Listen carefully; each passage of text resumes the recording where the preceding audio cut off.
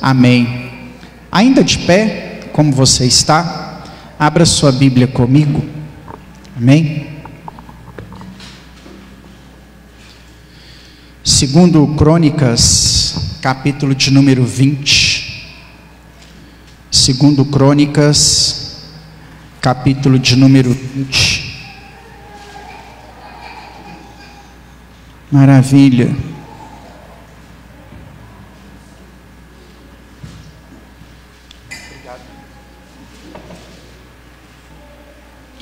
Segundo Crônicas, capítulo de número 20. Eu quero ler 2 versículos apenas, por enquanto. Quero ler o versículo 3 e quero ler o versículo 15. Amém? Segundo Crônicas 20, versículo de número 3 primeiro. Então temeu e pôs-se Josafá a buscar a Deus e convocou um jejum em todo Judá. Agora o versículo de número 15. E disse Jaziel: ouve todos, ó Judá, e os que habitam em Jerusalém, e tu, ó rei Josafá, assim diz Deus a vós: não tenhais medo, nem vos assusteis diante dessa grande multidão, pois não é vossa a guerra, e sim de Deus. Outra versão diz: pois esta batalha não é vossa, e sim do Senhor. Amém? Deus, eis aqui a tua palavra, ela foi lida e será ministrada aos nossos corações nesta noite. A nossa oração é para que o nome do Senhor seja engrandecido aqui neste lugar, e que esta palavra alcance a nossa vida na sua presença, meu Deus. Em nome de Jesus, que o manifestar da tua glória, que o agir da tua graça nos alcance na tua presença, e que em tudo, Deus, nós possamos ver a tua poderosa mão aqui neste lugar, em nome de Jesus. Amém. Pode se assentar, meu irmão.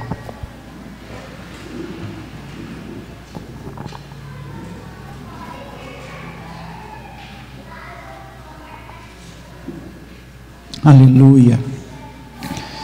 Dê um graça e paz para quem está aí perto de você. Diga para essa pessoa: que bom te ver aqui hoje.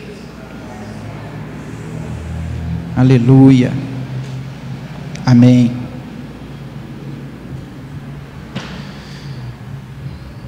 Eu tenho para mim que essa história que nós acabamos de ler 2 versículos dela é uma das histórias mais marcantes entre as histórias dos reis de Israel. Tanto o livro de Reis quanto o livro de Crônicas são livros que relatam o nome das pessoas que governaram sobre Israel e Judá durante um grande período de tempo, né? Especificadamente falando de Saul, né? Até 400 anos antes de Jesus. Esses 2 livros trazem a história dos reis que governaram sobre Israel. Esses reis que governaram sobre Israel, a história deles nos ensina muitas coisas. Em cada período de cada reino, há também um profeta, há também um grande acontecimento, e essa história do capítulo 20 de 2 Crônicas é talvez uma das histórias mais conhecidas entre as histórias dos reis de Israel. E essa história, ela me leva a pensar em momentos de guerras, de batalhas, em tempos difíceis que às vezes nós enfrentamos, mesmo quando não queremos.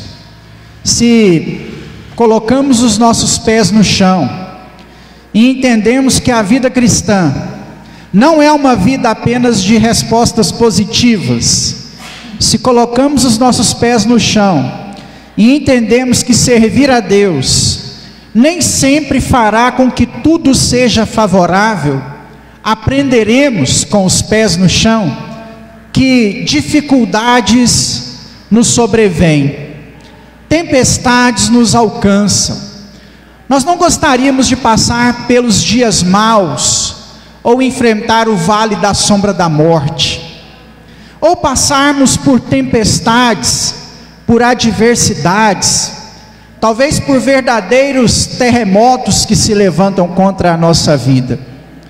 Nós, embora cristãos, somos seres humanos como outros qualquer, e compartilhamos das mesmas dificuldades na vida. Qual de nós aqui dentro dessa sala nunca passou por um problema financeiro, ou talvez por um problema conjugal, ou nunca enfrentou o luto, a morte de um ente querido, ou ainda não teve problemas na criação de filhos, né? Ou nunca passou por algum tipo de enfermidade. Tempestade nos sobrevém, irmãos. Momentos difíceis, eles nos alcançam, eles vêm sobre as nossas vidas. E quando chega o momento difícil, quando o turbilhão da adversidade, quando a tribulação alcança a nossa caminhada cristã, existem alguns posicionamentos que nós temos que tomar diante da tempestade. E essa história do rei Josafá, ela me ensina justamente a como me posicionar quando tudo não vai bem, quando o dia mal chega, quando nós precisamos vencer uma verdadeira batalha. E as características das nossas batalhas, muitas vezes elas se assemelham muito com as características da batalha do rei Josafá. Primeiro versículo que nós lemos, o versículo de número 3, ensinou para nós que o rei Josafá estava passando por um momento de medo. Eu li na versão Alfalite que disse que o temor tinha pairado sobre o seu coração, mas a João Ferreira de Almeida, ela traz para nós a palavrinha medo.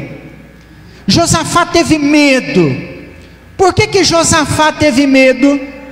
Porque eram muitos povos contra Israel ao mesmo tempo. Moabitas, amonitas, descendentes de Ló, entre outros, amalequitas. Uma união de vários povos formaram um grandioso exército e estavam vindo pelejar contra Israel. E o rei em questão é Josafá. Embora os seus pais haviam se desviado do caminho do Senhor, Josafá se levanta como rei em Israel, e ele tem como por compromisso retornar o povo de Israel, a sua vida, a sua casa, a nação inteira aos pés do Senhor.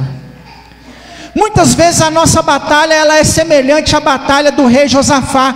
O nosso inimigo é mais poderoso do que nós, e são essas as batalhas que nós mais tememos. Quais são as batalhas que nós mais tememos? Aquelas que fogem o nosso controle, né? Aquela que não depende de você. Quando você tem alguma dificuldade no dia a dia, que você consegue resolver, você passa um momento de perrengue, mas você não se intimida com aquela situação, porque você sabe o que fazer. Se algo deu errado no seu trabalho, e você está no controle da situação, você não teme essa situação, porque você sabe o que fazer. Você está dirigindo um carro, e antes de sair de casa você calibrou o step, e o pneu do carro fura.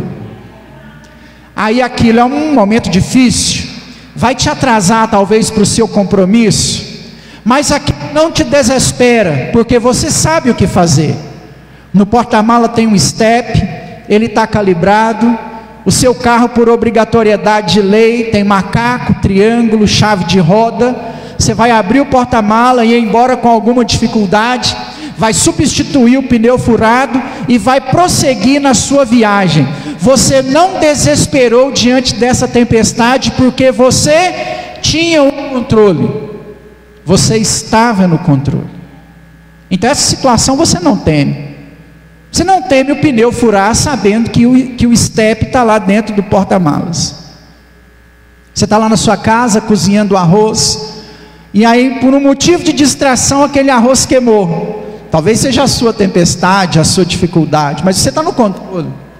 Você é um bom cozinheiro, então você sabe que se você abrir um buraco no meio do arroz e colocar uma colherzinha de óleo pequena, aquele queimado não atingirá o arroz e nem dará gosto. Você passou por aquilo de letra, né? Aí eu te dei até uma aula de culinária agora, né? Você tirou aquilo de letra. Você não desesperou, você não perdeu o arroz, você conseguiu salvar o arroz queimado. Tranquilo, porque a situação estava no seu controle. Essas situações nós não tememos. Qual situação nós tememos? A situação que você não consegue controlar. Quando o seu inimigo é maior do que você. Isso me arremete muito ao gigante Golias, na batalha contra Davi. Um homem que por 40 dias, 2 vezes por dia, ou seja, 80 vezes, levantou a sua voz em direção ao exército de Israel e disse: tem homem aí para me enfrentar? E todos se acovardaram, porque aquele gigante era enorme. A situação fugia o controle. E geralmente nós precisamos tomar muito cuidado para não nos acovardarmos diante dos gigantes que se levantam contra nós. Depois de 80 vezes falando isso, chega Davi naquela situação, e o texto diz que Davi vai em direção ao gigante.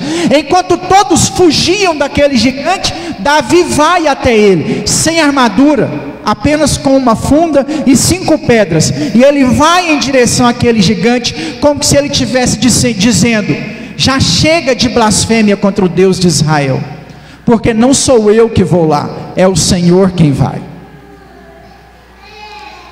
Josafá está nesse dia, o dia do resultado do exame da doença que ele não conhece, o dia que o inimigo é mais numeroso, o dia que a dívida ficou alta demais, o dia que o casamento saiu do controle, o dia que se pensa em desistir, o dia que o medo enche o nosso coração.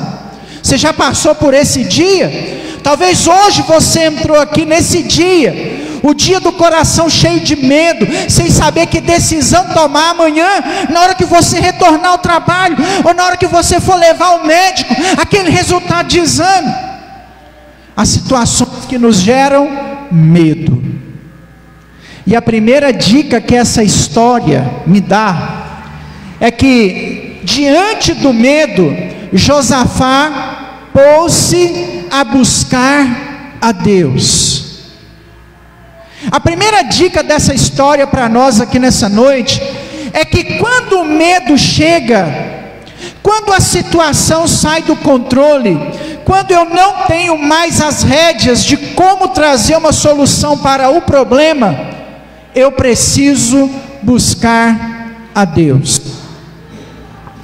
Talvez você anda por aí desesperado, perdido, sem norte, sem saber o que fazer, que decisão tomar, diante das adversidades que você tem vivido. Mas o Senhor te trouxe aqui nesse culto de quinta-feira, num feriado. Talvez você poderia estar em outro lugar, talvez você quase não veio a esse culto, porque você não estava muito animado, os seus dias têm sido puxados, e mesmo assim, em meio ao feriado, você se arrastou para dentro da igreja. Porque Deus quer que você busque a Ele em meio a essa adversidade que você está enfrentando. Busque a Deus, corra para perto do Senhor. Isaías 55:6, buscai ao Senhor enquanto se pode achar, invocai-o enquanto Ele ainda está perto. Essa, meu irmão, é uma prerrogativa nossa. Nós temos o direito, nós temos o dever de buscar ao Senhor enquanto achamos, enquanto o encontramos. Nada está perdido para você. Você serve a um Deus que, quando você se propor a buscá-lo, a estar na presença dEle, Ele virá te socorrer. Josafá corre para Deus porque ele sabia que, estando diante do Senhor, Deus faria alguma coisa. Porque quando você não pode fazer mais nada, quando ninguém pode fazer mais nada, Deus pode fazer algo por você. Ele pode. Não se esqueça disso.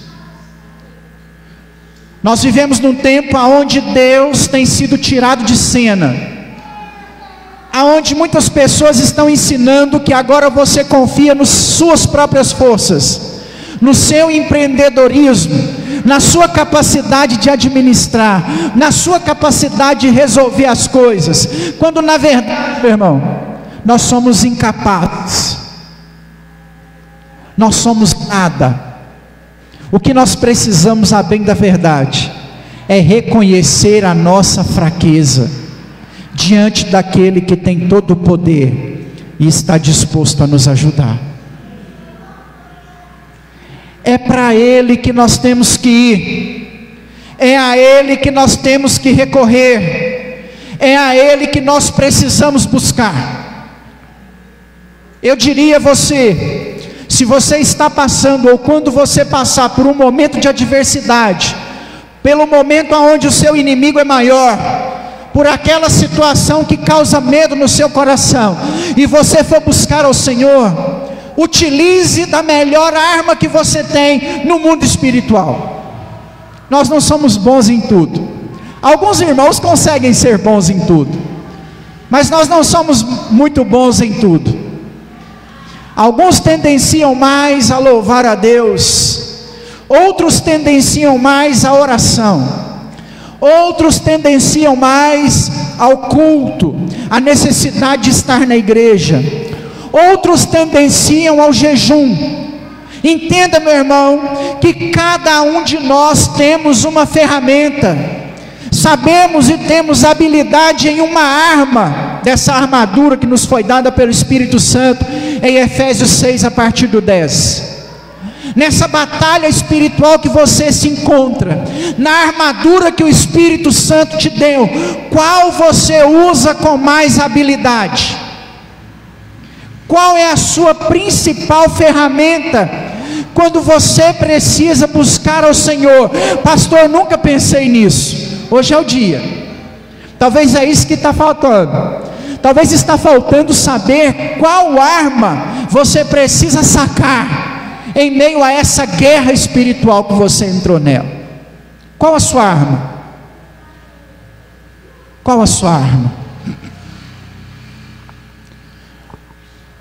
Eu vou usar o meu testemunho. Não sei se ele aplica a você, mas usando o meu testemunho, eu queria que você pensasse, claro, na sua arma. Eu vivi um período muito intenso, tanto em Pará de Minas, quanto em Bom Despacho, né? Eu sou de Pará de Minas, converti em Pará de Minas, depois mudei para Belo Horizonte para fazer seminário, formei, de BH fui para Bom Despacho, de Bom Despacho vim para cá. São 4 lugares, desses 4 lugares, 2 deles, eu tinha uma arma que eu usava ela constantemente, se chamava oração no monte. Irmãos, em Pará de Minas o negócio não podia apertar, que eu corria para o monte. Em Bom Despacho, se o negócio apertasse, eu corria para o monte. E não era no monte uma vez ou outra, não. Eram campanhas de 40 dias. Teve 2 campanhas de 40 dias, em um momento assim de mais necessidade, que nós fomos para o monte, 40 dias por 2 vezes, hein? 80 dias no total, né? 40 dias, 4 horas da manhã, com o propósito de orar até o sol nascer, e aí na hora que o sol nascia, a gente voltava para casa. Eu tinha uns companheiros de monte para fazer isso, não fazia isso sozinho, tinha uma turma comigo, que quando eu falava que ia para o monte, essa turma estava comigo. Entre eles tinha um rapazinho de 13 anos de idade na época, o Leandro, hoje é policial militar em Nova Serrana. E o Leandro morava do outro lado da cidade. Nessa época eu não dirigia, não tinha carro, não tinha moto ainda. E o Leandro morava do outro lado da cidade. E o Leandro saía para orar com a gente no monte, atravessava a cidade todinha, 3 horas da manhã, porque ele gastava 1 hora para chegar onde a gente orava. E o Leandro atravessava a cidade todinha para orar com a gente no monte, 4 horas da manhã até o sol nascer. Não digo isso para honrar o irmão, né? O irmão era bacana, né? Ainda bem que ele continua na presença do Senhor até hoje. Glória a Deus por isso. E nem eu, pá, a gente acordava 4 horas da manhã, era a ferramenta que tinha nas mãos. Eu entendia que Deus estava no monte, pelo menos em Pará de Minas e em Bom Despacho, que tinha muito monte nessas 2 cidades.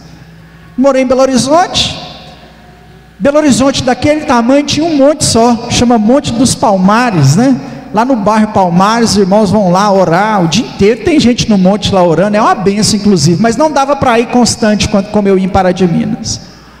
Em Lagoa, o máximo que eu achei foi umas planícies, que não me chamou muita atenção. Orar no meio da cana não era a mesma coisa, então eu acabei não me apegando tanto mais a essa ferramenta, que é a ferramenta de subir ao monte. Não quer dizer que eu não vou ao monte aqui em Lagoa, tem vezes que vou, mas não me sinto como era antigamente, por causa do ambiente mesmo.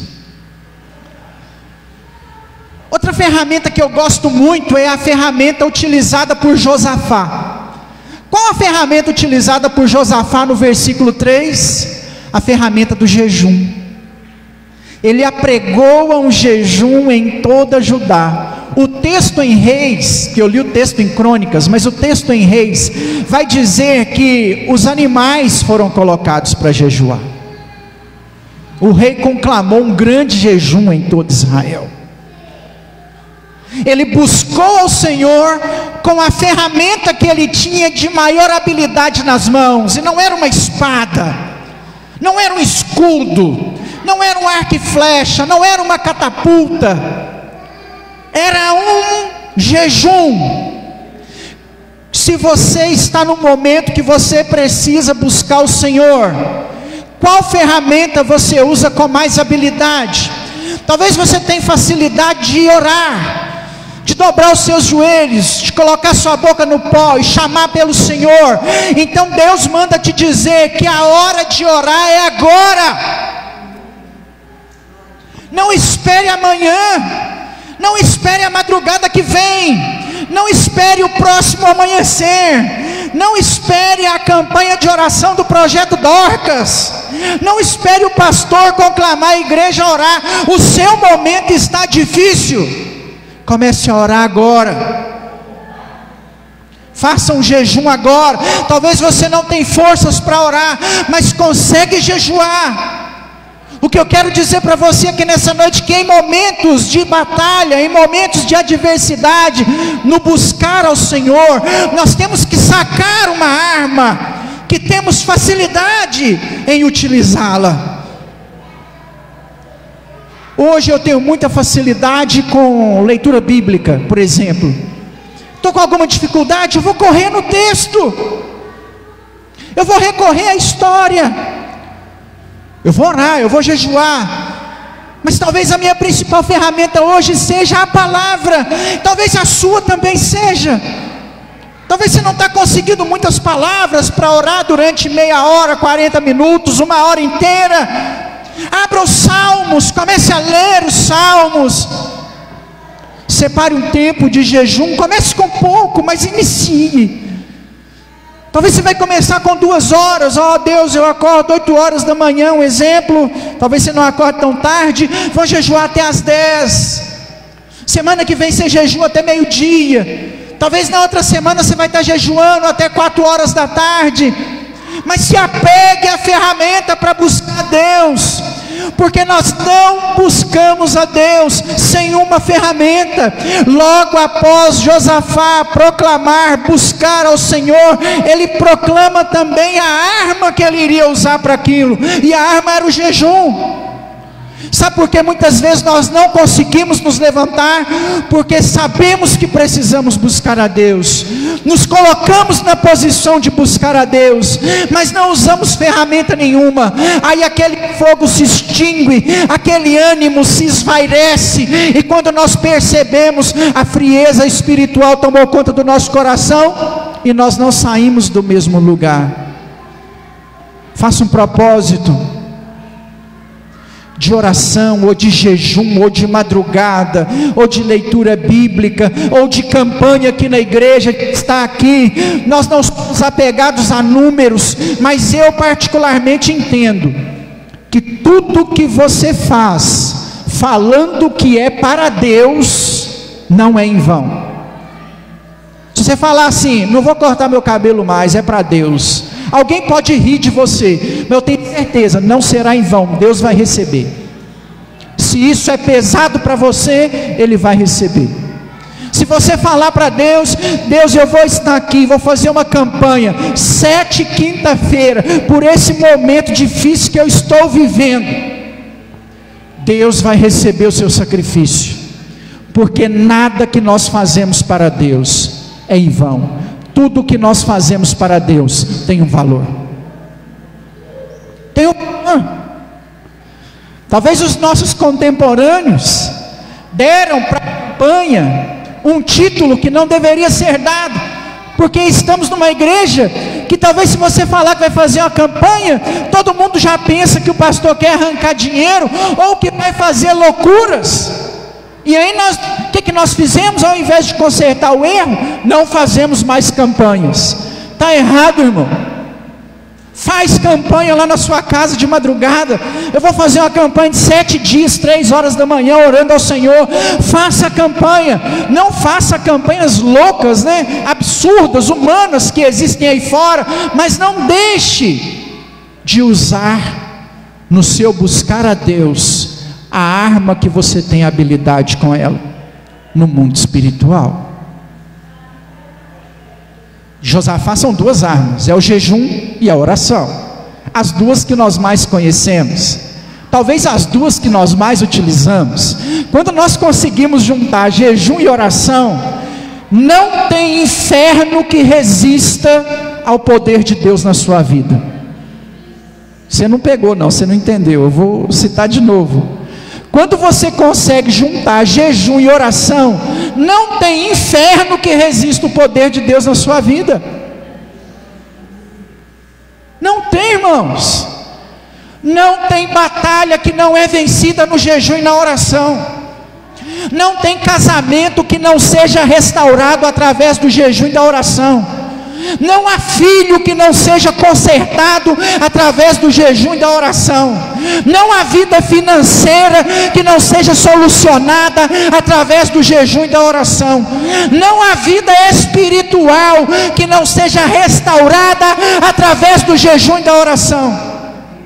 Você não precisa do coach. Você não precisa da pessoa expert no assunto. Você não precisa de muitas coisas que esse mundo tem te oferecido.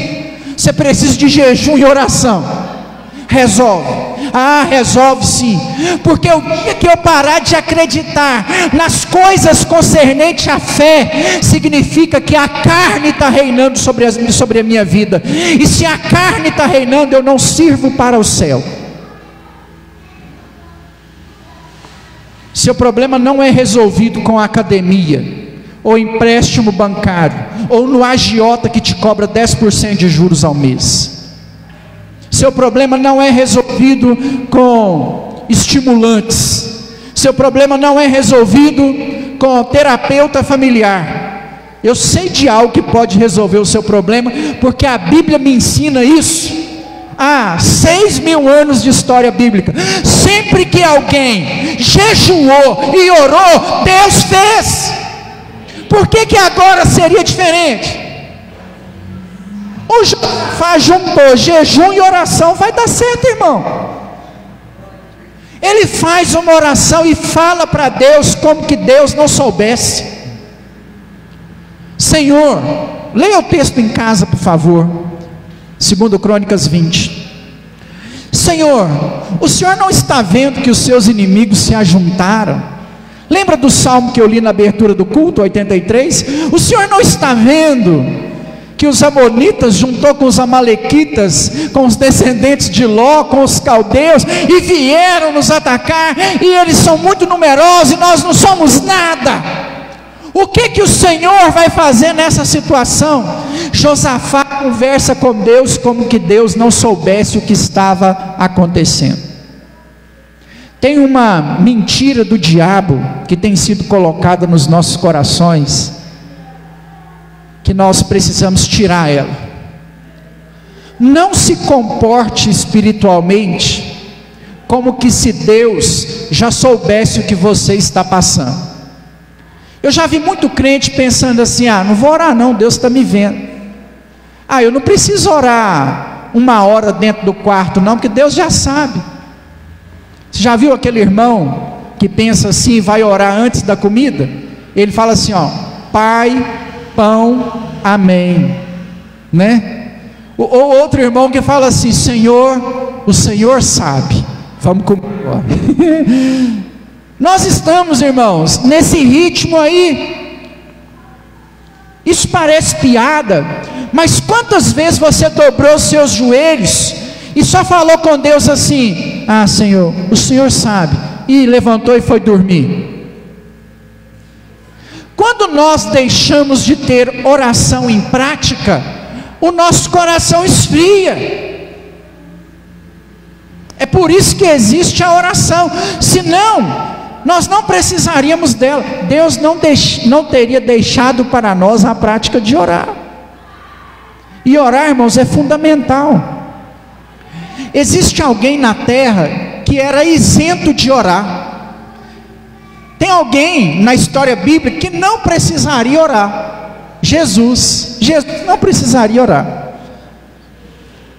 Não é aqui que nós vamos explicar a Trindade, mas Jesus é o Deus na terra, encarnado. Como Ele é o Deus que desceu do céu, assumiu forma humana sem sair de lá.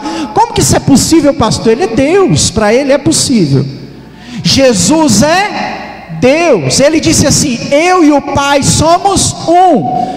Jesus orando, é Jesus orando a Ele mesmo. Ele não precisava orar. Se Jesus, que não precisava orar, tinha vida constante de oração, imagine eu e você, que há vários textos de Jesus orando. Jesus ora no monte, Jesus ora sozinho, Jesus ora em casa, Jesus ora pelos outros, Jesus ora de joelhos, Jesus ora chorando, Jesus ora em pé, Jesus ora olhando para Jerusalém. Se Jesus, que não precisava orar, orava, imagina eu e você, que somos carentes de oração. Se não precisássemos falar com Deus aquilo que nós estamos sentindo, Deus não teria deixado para nós a prática da oração. Sabe o que é oração? Oração é quando você externa com palavras aquilo que você está sentindo no momento. Entendeu? Isso é oração. Oração não é o repetido. De vez em quando a gente vê crente postando a oração da segunda-feira, né? A oração repetida, essa é a oração da segunda-feira. Se é repetido, não é oração. No português é bem claro. O português, quando você pega um texto escrito e repete, ele chama reza. Deus não quer que você reze, Deus quer que você ore. E o que é orar? Vou repetir: é quando você expressa para Deus com as suas palavras aquilo que você está sentindo. Não existe um vocabulário certo, não existem as palavras certas. Aliás, a nossa oração, ela tem um único requisito básico colocado por Jesus: ela tem que ser em nome de Jesus, né? João 14: tudo quanto pedides ao Pai em meu nome, crendo, recebereis. Então nós temos que orar em nome de Jesus. O resto, não se preocupe. Pastor, mas eu vi na igreja o irmão que ora no meu lado fala assim: Senhor nosso Deus e Pai, excelentíssimo, poderoso, enaltecemos a tua grandeza. Um monte de palavra que você nem sabe o que é. Isso não é oração para você. Talvez você pense assim: eu não sei orar. Sabe? Você sabe falar? Então fala com Deus como Josafá falou. Como que se Deus não soubesse? Abre um parêntese, Ele sabe, Ele está te vendo, mas Ele quer te ouvir. Ele precisa que você fala, porque quando você está falando com Ele em oração, você está se relacionando com Deus, e é isso que Ele espera de nós, um relacionamento. Sem relacionamento, nós não obteremos respostas. Nós apenas obteremos respostas se estivermos nos relacionando com Ele através da oração. Deus está vendo a sua lágrima, Deus conhece a sua dor, mas Ele quer que você fala para Ele os pormenores. Fala para Deus o nome dos seus inimigos. Fala para Deus o tamanho dos seus Golias. Diga para Deus o que você está passando. Fala para o Senhor qual é a sua dor. Cita para Deus o nome da doença, o resultado do exame.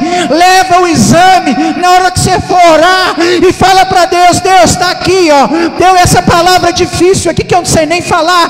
Lê aqui, Senhor, e me ajuda. É isso que Deus quer de nós. Cita para Deus o nome do seu marido, da sua esposa, dos seus filhos. Não fala que Ele conhece, não, porque Ele quer relacionar com você.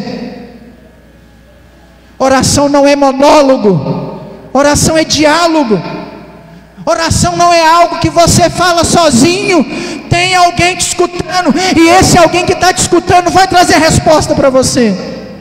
Então fala para Deus o seu problema. Faça como Jesus disse: entra no teu quarto, fecha a porta, fala para o teu pai em secreto. Qualquer enfermidade que você tiver, qualquer problema que você estiver passando, fala para Ele, como que Ele não soubesse, porque é nessa hora que Ele vem te ver, é nessa hora que Ele vem te visitar.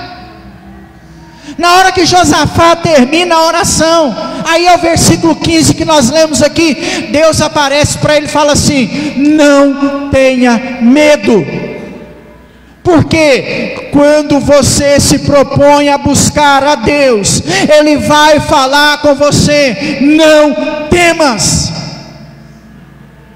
A palavra não temas, ou a expressão, melhor dizendo, não temas, aparece na Bíblia, por incrível que pareça, 365 vezes. Olha para você ver, que jesuicidência.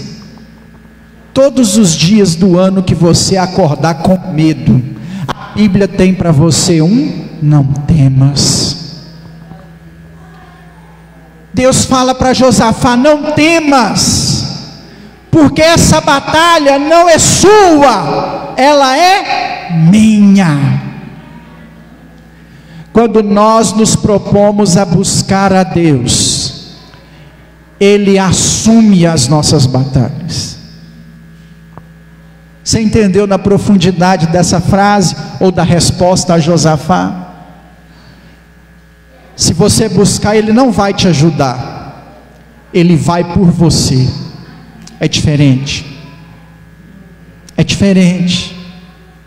Para de pedir Deus ajuda, começa a pedir ao Senhor para ir por você. Porque se você for na força do seu braço, vai dar errado. Manda Deus à frente. Você vai conversar com o seu patrão, manda Deus à frente. Manda no sentido expressivo de falar, Pede o Senhor para ir à frente. Ora: Deus, eu tenho que conversar com o meu encarregado amanhã. Senhor, vai à frente. Toca naquele coração. Usa texto bíblico na sua oração. Fala assim: Deus, faz como o Senhor fez com o coração de Faraó, quebrando o coração daquele homem, quebrando o coração daquela mulher. Vai à frente, Senhor. Você vai chamar seu marido, sua esposa para uma conversa, pede Deus para ir à frente antes. Ore antes. Ore antes da DR. Ore antes de virar problema. Ore antes de virar briga, gritos. Ore antes. Pede Deus para ir à frente da batalha antes. vai passar por uma cirurgia, vai ao médico, pede o Senhor para ir na frente, porque Deus não só nos ajuda, Ele assume as nossas batalhas. Isso é literal, irmãos.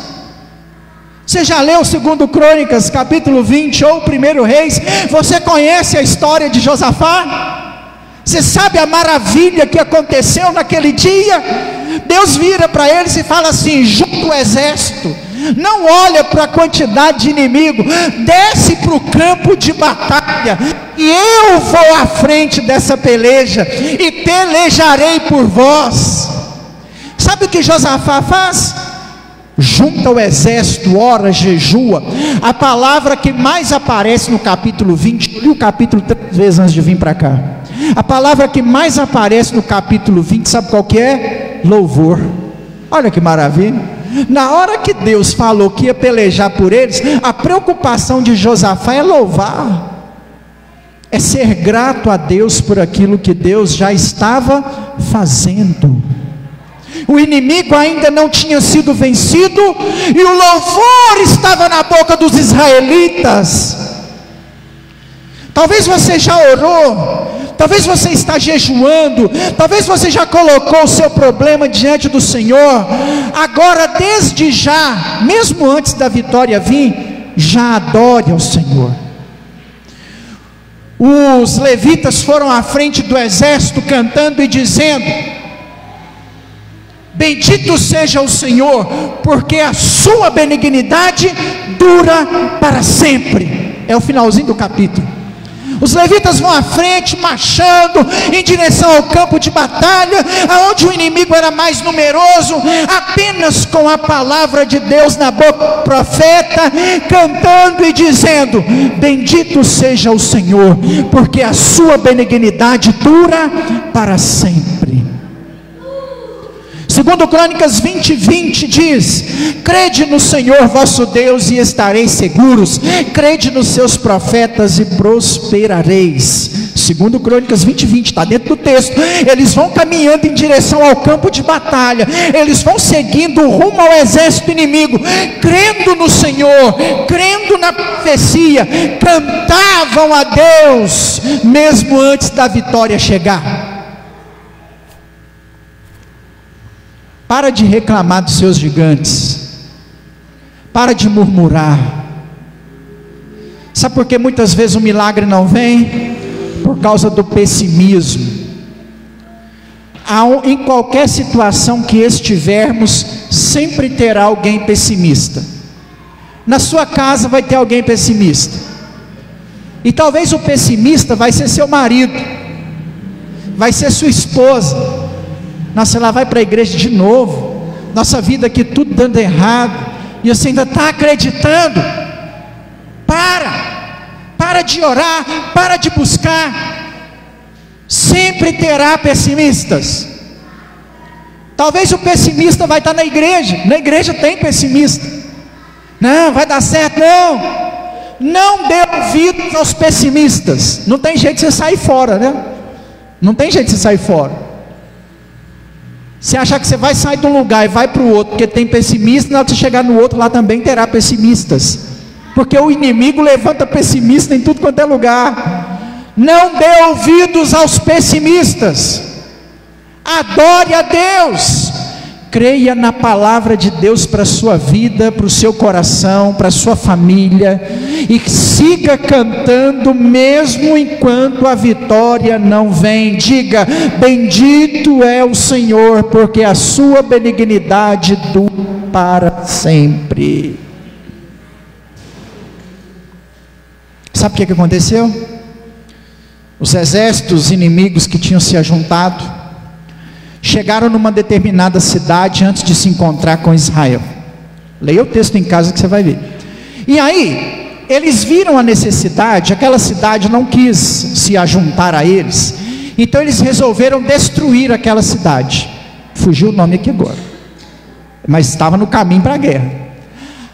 Na batalha que eles estavam contra essa cidade, de acordo com 2 Crônicas capítulo 20, eles mataram o pessoal da cidade E a batalha não parou, eles começaram a matar uns aos outros, entendeu?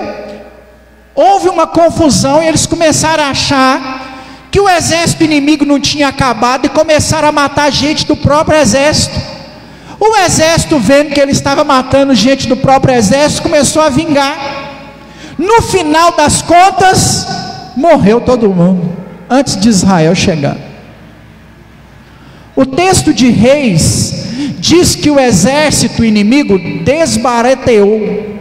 Começaram a brigar entre si, a dar espadada um no outro, e Israel, sem saber que nada estava acontecendo, vai descendo o vale, já tinha subido o monte, vai descendo agora o vale, marchando e cantando, com levitas à frente, certos de que Deus iria fazer alguma coisa. Talvez Israel pensou que na hora que eles chegassem no campo de batalha, um anjo ia aparecer voando sobre o exército inimigo, disparando raios e lasers, ia matar todo mundo. Alguma coisa eles aguardavam. O que eles não aguardavam era chegar no campo de batalha e verem apenas corpos estendidos ao chão.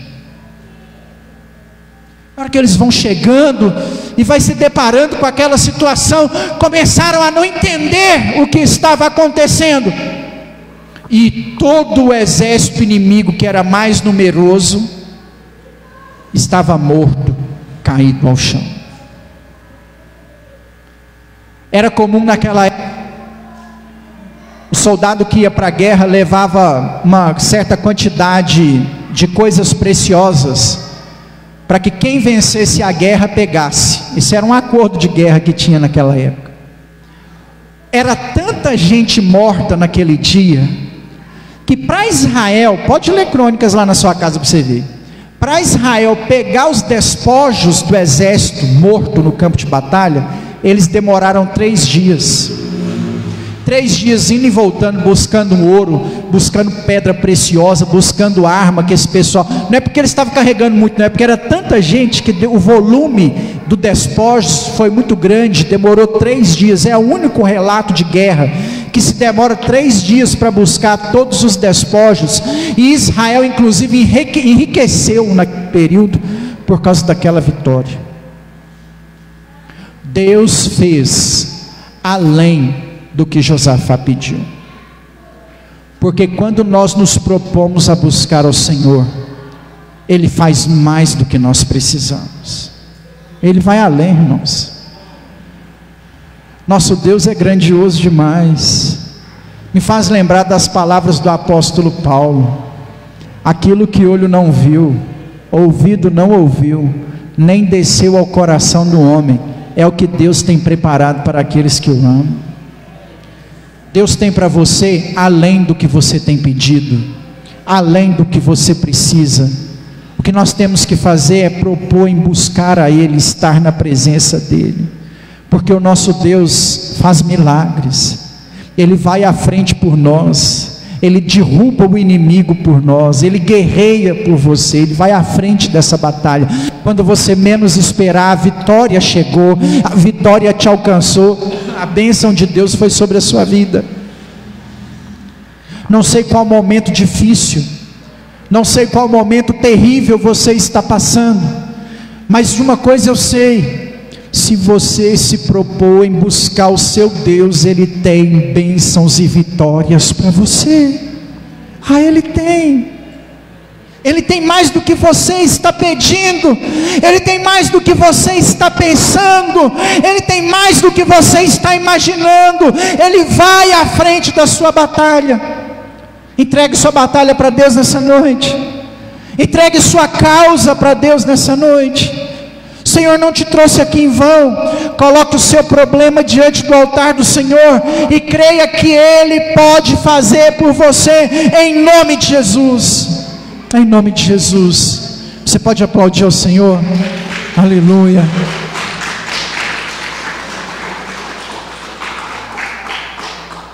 Se coloque de pé. Aleluia. Maravilha. Glória a Deus. Enquanto a Márcia vai cantar ao Senhor mais uma canção, Nosso momento de oração vai ser como nós temos feito aqui às quintas-feiras, amém? Você vai sair do seu lugar, vai receber uma unção, apenas receber a unção, voltar para o seu lugar, dobrar os seus joelhos na cadeira aí que você está e colocar diante do Senhor a sua causa. Eu tenho uma causa para colocar diante do Senhor nessa noite, eu sei que você também. Eu sei que tem uma enfermidade, eu sei que tem uma depressão, uma aflição, uma angústia no seu coração. Eu sei que tem um problema na sua família que precisa ser levado para Deus nessa noite. E Ele está aqui, Ele quer que você faça isso, em nome de Jesus, amém? Enquanto a Márcia adora o Senhor com mais uma canção, você tem a oportunidade de sair do seu lugar, receber essa unção e depois